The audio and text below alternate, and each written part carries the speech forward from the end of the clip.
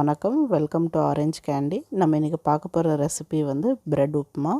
So அது bread upma வந்து ஒரு ஈவினிங் ஸ்நாக்காக நீங்கள் செய்யலாம். ஸோ அதுக்கு தேவையான பொருள் வந்து என்னென்னு பார்க்கலாம். அதுக்கு வந்து ஒரு 6 ஸ்லைஸ் வந்து ஒயிட் பிரெட், உங்களுக்கு எந்த பிரெட் வேணுமோ அது எடுத்துக்கலாம். ஸோ அதுக்கப்புறமா வந்து ஒரு பெரிய சைஸ் தக்காளி வந்து பொடியாக நறுக்கி வச்சுருக்கேன். 5-6 பீன்ஸ் பொடியாக நறுக்கி வச்சுருக்கேன். ஒரு சின்ன சைஸ் வெங்காயம், ஒரு பச்சை மிளகாய் நீட்டாக கீறி வச்சுருக்கேன்.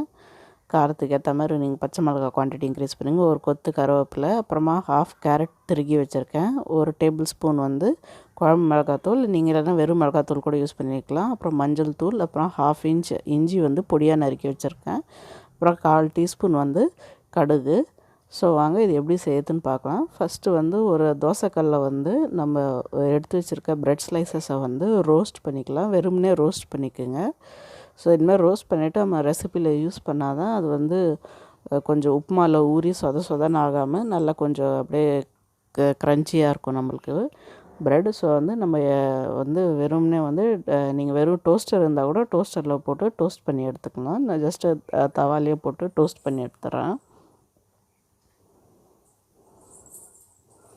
இப்போ பாருங்கள், நம்ம எல்லா ஸ்லைசஸையும் டோஸ்ட் பண்ணி எடுத்தாச்சு. இப்போ இது நம்ம வச்சு நல்லா தேவையான சைஸ்க்கு ஒரு க்யூப்ஸ் மாதிரி கட் பண்ணி எடுத்துக்கலாம். உங்களுக்கு எந்த சைஸ்க்கு வேணுமோ அந்த சைஸ்க்கு நீங்கள் அதுக்கேற்ற மாதிரி க்யூப்ஸ் மாதிரி கட் பண்ணிக்கோங்க.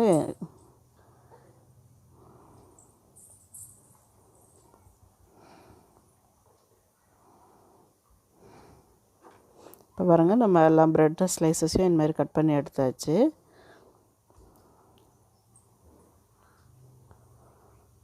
இப்போ ஒரு கடாயில் வந்து நம்ம ஒரு 3 ஸ்பூன் எண்ணெய் விட்டுக்கலாம்.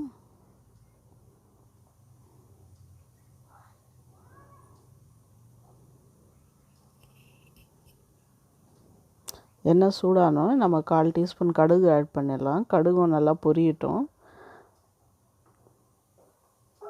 கடுகு பொரிஞ்சதுக்கப்புறமா நம்ம எடுத்து வச்சுருக்க பச்சை மிளகாய் ஒன்று ஆட் பண்ணிடலாம். கூடவே வந்து பொடியாக நறுக்கின இஞ்சியும் ஆட் பண்ணிடலாம்.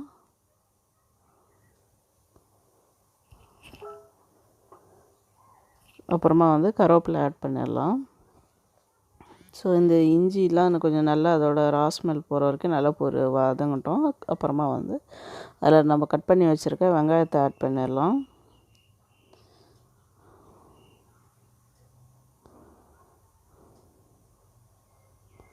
வெங்காயம் வதங்கி நல்லா கொஞ்சம் பிங்க் கலரில் வரணும். அது வரைக்கும் நம்ம வதக்கிக்கலாம். இப்போ வெங்காயம் வதங்கினோன்னே நம்ம கட் பண்ணி வச்சுருக்க தக்காளி, அப்புறமா கூடவே வந்து கட் பண்ணி வச்சுருக்க வெஜிடபிள்ஸ், அதாவது பீன்ஸு, கேரட்,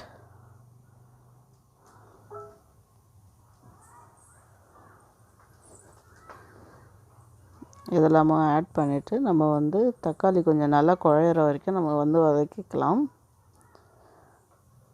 இப்போ வந்து நம்ம ஃப்ளேவருக்காக வந்து 1/2 ஸ்பூன் சர்க்கரை, 1/2 ஸ்பூன் உப்பு ஆட் பண்ணிக்கலாம். அப்புறம் லேட்டரான் உங்களுக்கு உப்பு தேவைன்னா நீங்கள் அதுக்கேற்ற மாதிரி உப்பை ஆட் பண்ணிக்கோங்க.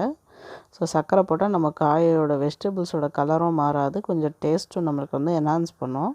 ஸோ இப்போ வந்து ஒரு 2 மினிட்ஸ் வந்து ஹை ஃப்ளேமில் வந்து நம்ம வெஜிடபிள்ஸ்லாம் நல்லா வதக்கிக்கலாம்.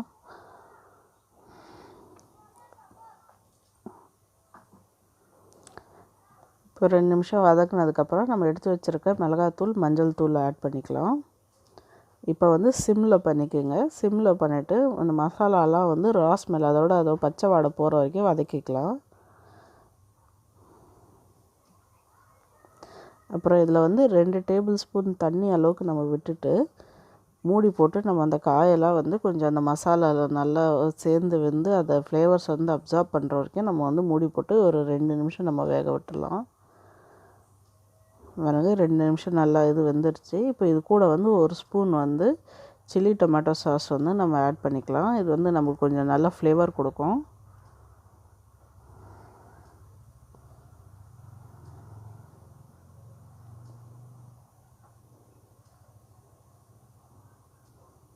ஆட் பண்ணிட்டு நல்லா கலந்து விட்டுக்கலாம். இப்போ நம்ம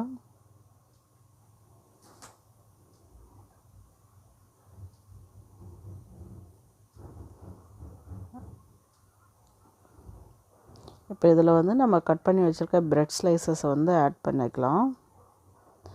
ஆட் பண்ணிட்டு இது வந்து நல்லா கலந்து விட்டுக்குங்க. ஸோ அந்த மசாலாலாம் வந்து இந்த ப்ரெட்டில் நல்லா கோட் ஆகிற மாதிரி நல்லா கலந்து விட்டுக்குங்க.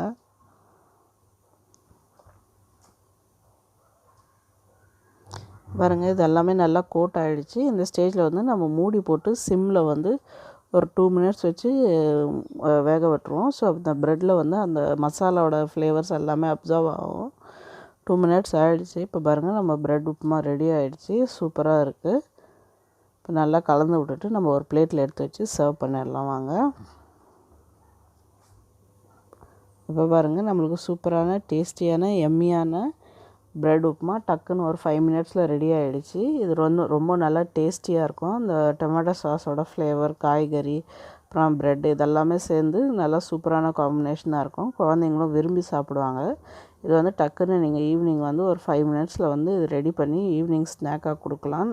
எல்லோரும் நல்லா விரும்பி சாப்பிடுவாங்க. கண்டிப்பாக இந்த ரெசிபியை ட்ரை பண்ணி பாருங்கள். உங்களுக்கும் பிடிக்கும்னு நினைக்கிறேன். ட்ரை பண்ணி பார்த்துட்டு எப்படி இருந்துச்சுன்னு கீழே வந்து கமெண்ட் செக்ஷனில் சொல்லுங்கள். அப்புறம் இந்த ரெசிபி உங்களுக்கு பிடிச்சிருந்தா இந்த வீடியோவை லைக் பண்ணுங்கள், ஷேர் பண்ணுங்கள். அப்புறம் மறக்காமல் எங்கள் சேனல் ஆரஞ்சு கேண்டிக்கு சப்ஸ்கிரைப் பண்ணுங்கள். நன்றி, வணக்கம்.